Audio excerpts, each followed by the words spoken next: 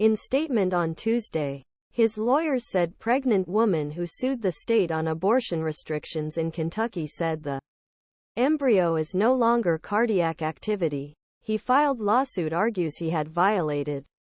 Kentucky, representing woman, refused to comment on how the embryo situation could affect case, but showed that it would continue to do so.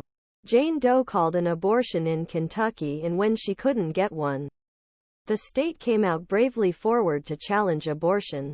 Although she decided to do it, the government rejected her freedom to control her body, said.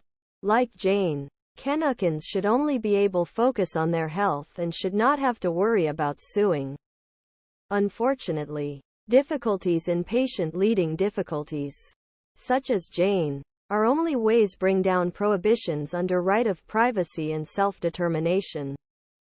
Guttmacher Institute, a group that advocates rights of abortion, says that Kentucky has the most strict abortion laws in country.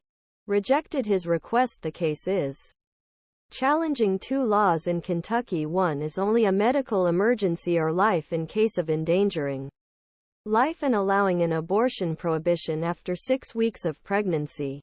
Prohibitions and irreparable damages are an insult to the health and dignity of all Kentubians.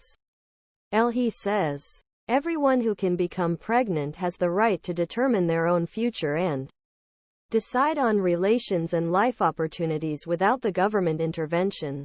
In 2021, according to Case, approximately 4% the abortions in Kentucky occurred before 6 weeks of pregnancy.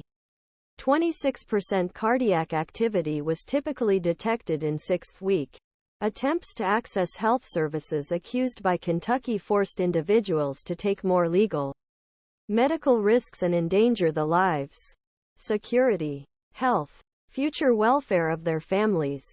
In a statement shared through ACLU, Jane Doe said that the state was a proud resident. This is my decision, not the government or another person. He wrote. The difficulty arrived days after an unprecedented legal war in Texas. The 31-year-old Kate Cox learned that fetus has a fatal genetic state and that transporting pregnancy for term can endanger future fertility in term.